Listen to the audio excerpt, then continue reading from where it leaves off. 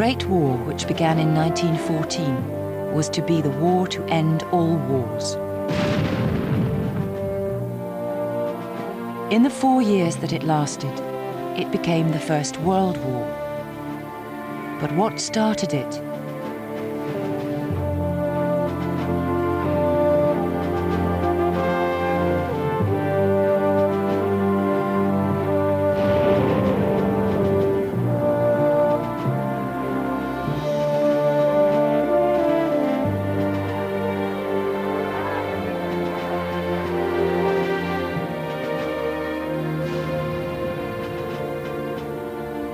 There are many reasons why the First World War broke out in 1914. Some reasons, like the resentment between France and Germany, dated back many years. Others, like the rivalry between Britain and Germany, were quite recent. But most discussions about the roots of the war lead back to one man, Germany's ruler, Kaiser Wilhelm II.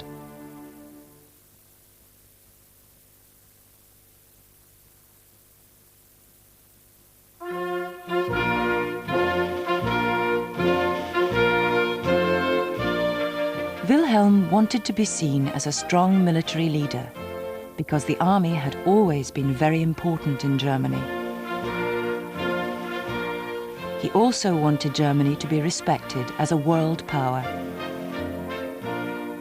He was an unstable man and very unpredictable.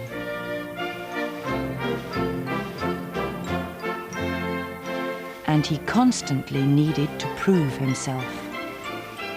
Many people put this down to an accident at birth and his upbringing as a small child.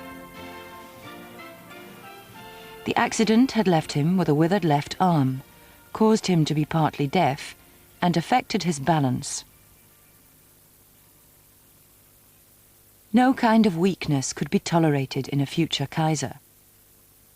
So Wilhelm's parents tried many treatments, from electric shock to a special brace. These had no effect on his body, but affected his personality.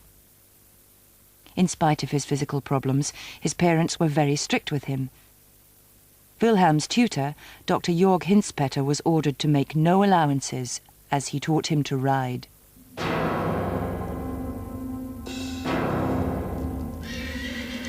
When the prince was 8 years old, a lackey still had to lead his pony by the rein, because his balance was so bad that his unsteadiness caused intolerable anxiety to himself and others. It had to be overcome, no matter what the cost.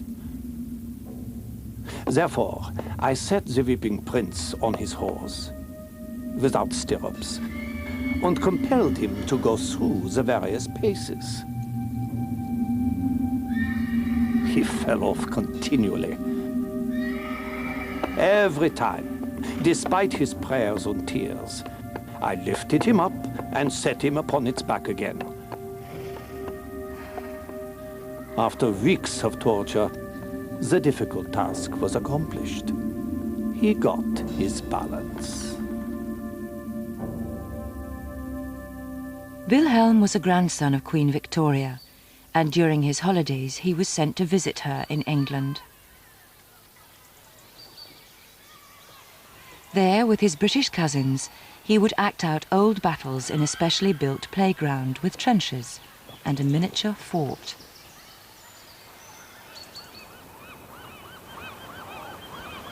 He grew to know Britain well and was jealous of its empire, and above all, its navy. He wanted his own empire and navy to rival Britain's. When, as a little boy, I was allowed to visit Portsmouth and Plymouth, I admired the proud English ships. There awoke in me the wish to build ships of my own like these someday, and when I was grown up to possess as fine a navy as the English. At 18, in spite of his arm, Wilhelm joined the army. There he said he found his true home and family. Before I entered the regiment, I had lived through such fearful years of unappreciation of my nature. The officer corps provided me with joy and happiness, and contentment on earth. In 1888, at the age of 29, Wilhelm became Emperor of Germany. He had always been told what to do.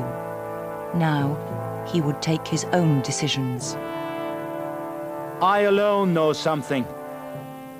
I alone decide.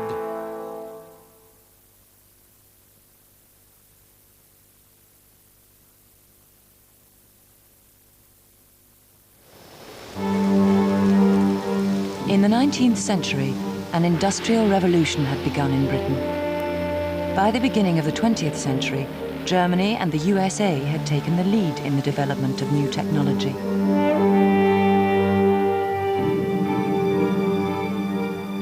All across Europe, electricity had turned night into day. Motor vehicles had changed the speed of travel.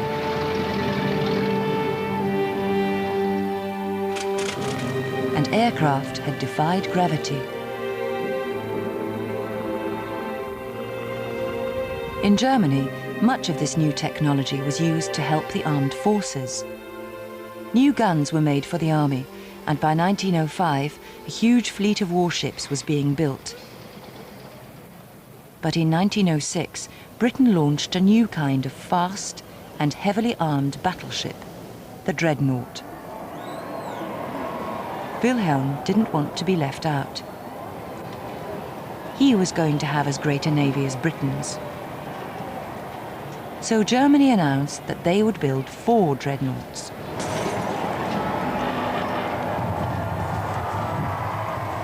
Britain wasn't going to be outdone, and soon the two countries were involved in a naval arms race. The great German landowning families supported the build-up of the armed forces.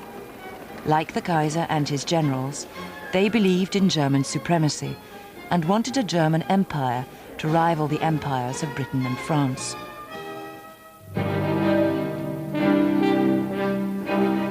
But not everyone in Germany agreed with them. In just 30 years, Berlin had changed from a town of 700,000 people to a thriving city of over 2 million. The factories had attracted thousands of workers. But they weren't interested in empires. They wanted a share of Germany's wealth and a better standard of living.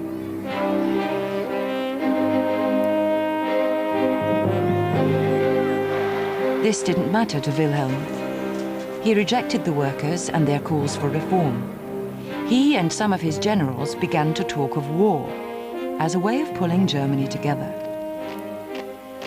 Britain and other European countries were very worried by these tensions in Germany and by the Kaiser's erratic behavior. In the years before 1914, everyone was talking about war.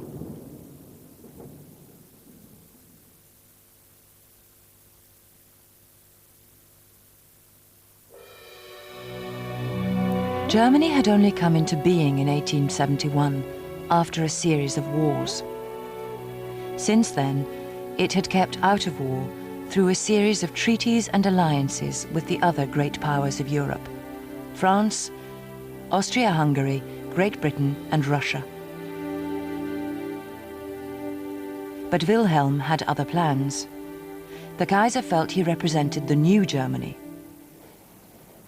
He wasn't sure where his country was going, but with him at the helm, it was going full steam ahead. He allowed Germany's treaty with Russia to lapse, and soon afterwards, Russia and France joined together in their own alliance.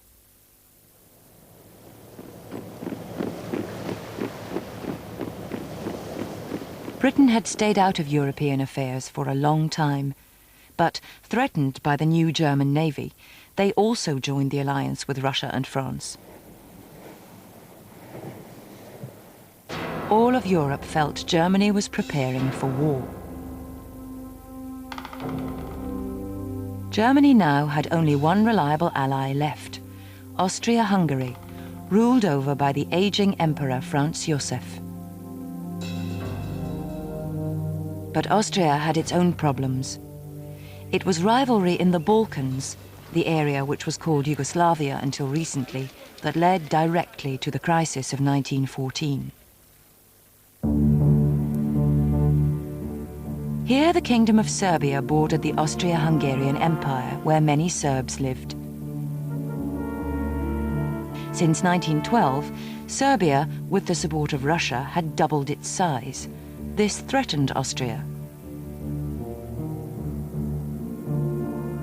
19-year-old Gavrilo Princip was a Serb extremist and a member of the Black Hand. This secret Serbian society wanted to force Austria from the Balkans.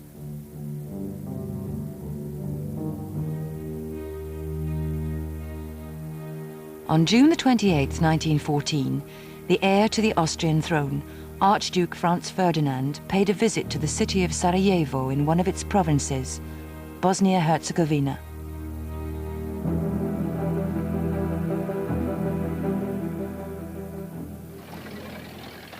At 11 o'clock, he came face to face with Gavrilo Princip.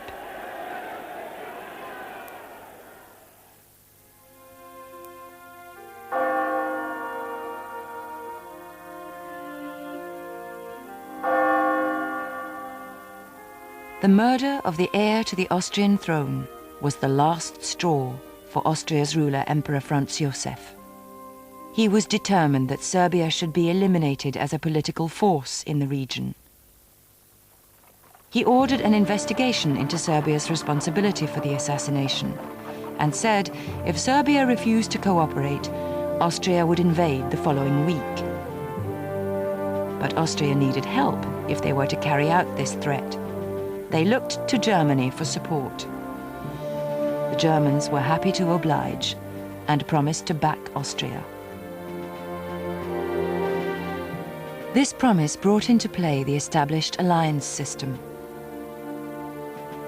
Austria-Hungary and Germany were allied against the other great power bloc, Russia and France. War between Austria and Serbia would mean war between Austria and Russia.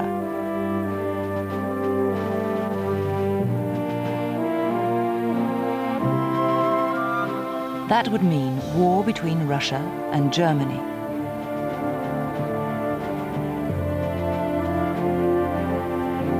That would mean war between Germany and France.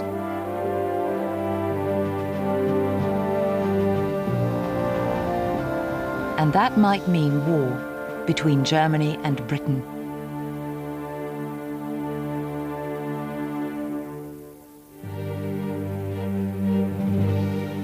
On July the 29th, 1914, Austria attacked Serbia.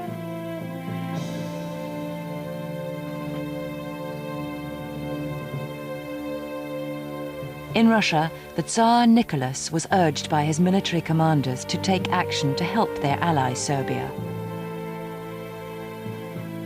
They told him there was no longer a choice. Russia must mobilize. Think of what an awful responsibility you are advising me to take. Think of the thousands and thousands of men who will be sent to their deaths.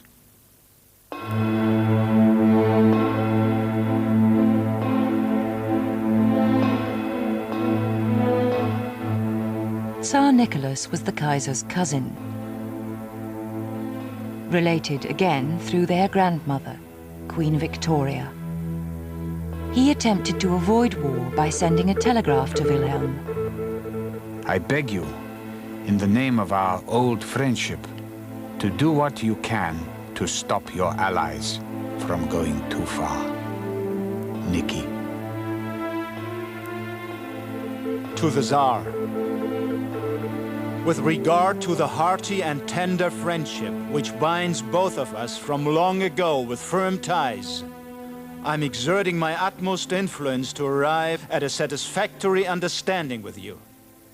Your very sincere and devoted friend and cousin, Willie. But events were now moving too fast for ties of family and friendship, and by 4 p.m. that day, Nicholas mobilized his troops. Russian mobilization was just what the German General Staff wanted. Now Germany could mobilize, saying it was being threatened.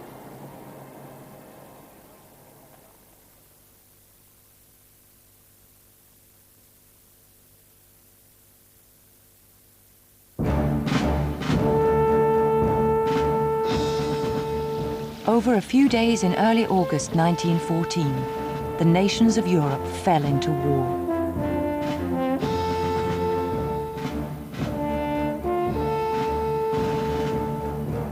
August the 1st, Germany declared war on Russia.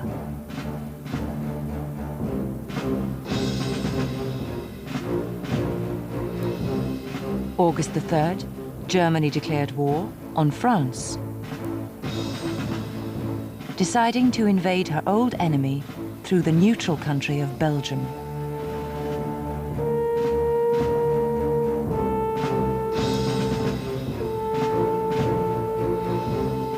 Now Britain had to decide what to do.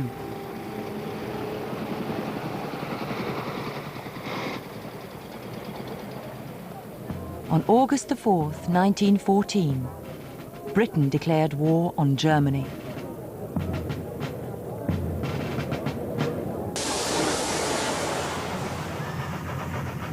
Germany now had to face war with Russia in the east and with France, Belgium and Britain in the west. Most of Europe was now at war.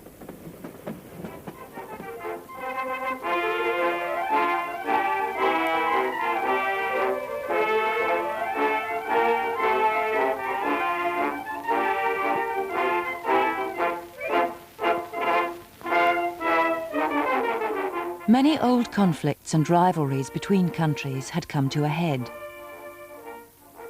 Archduke Franz Ferdinand was murdered in the battle to force Austria out of the Serb lands it had occupied. France and Germany had a lot of old scores to settle over borders. And the Kaiser was anxious to prove that his country was bigger, better, and stronger than those of his cousins, Tsar Nicholas of Russia and George V of England.